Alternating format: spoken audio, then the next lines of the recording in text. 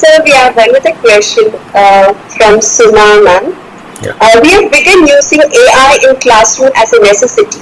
Yeah. How do you think this is going to help them in the long run?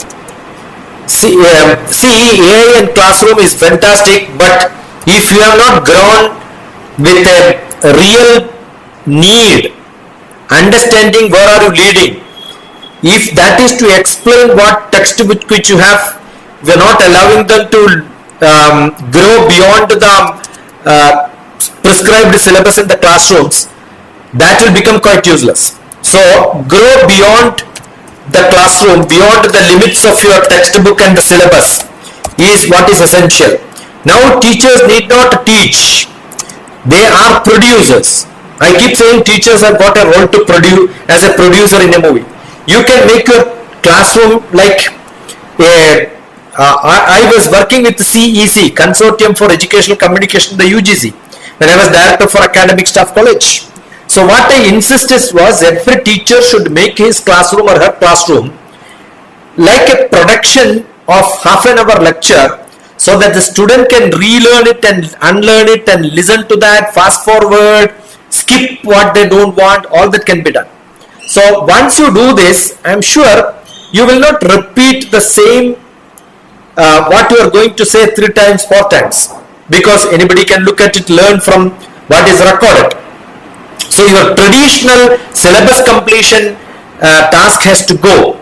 You have to be more approachable and you have to think beyond the classrooms, add all your abilities to have sound, the multimedia, real multimedia, that's what is required. So the AI is breaking the syllabus boundaries, AI is breaking and enhancing your class into the teacher's role is being changed. You are only a guide, mentor, inspirer, but not blah blah blah with the same style.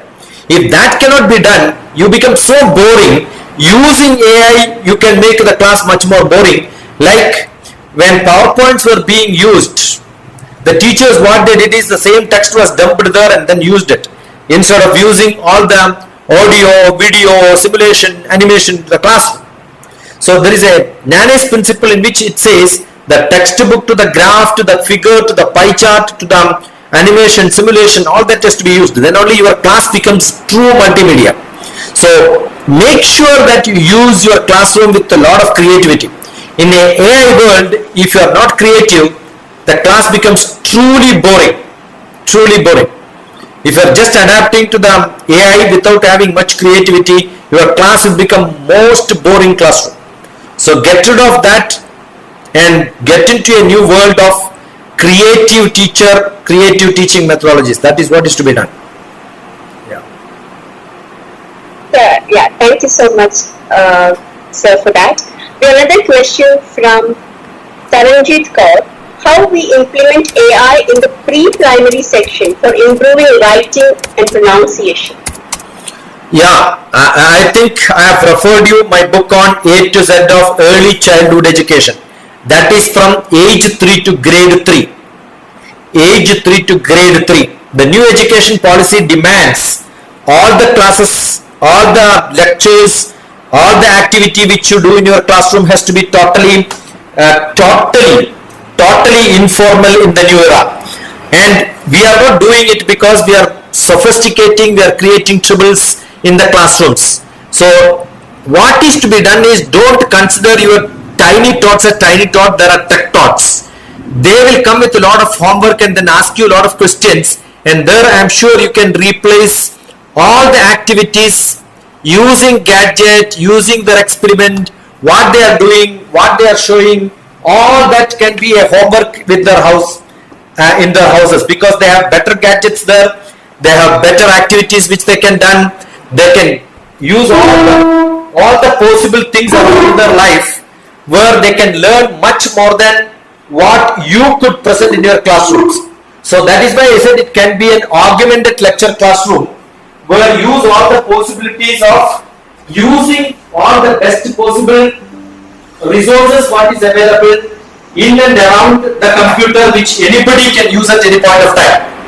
Not that you are doing what and then showing them. Make sure that your children use all the capacities and facilities which are available around them throughout their world. That means at home, wherever they can access their digital media, all that has to be used thoroughly so that they become well versed and then come back and you can supplement the knowledge in the classrooms.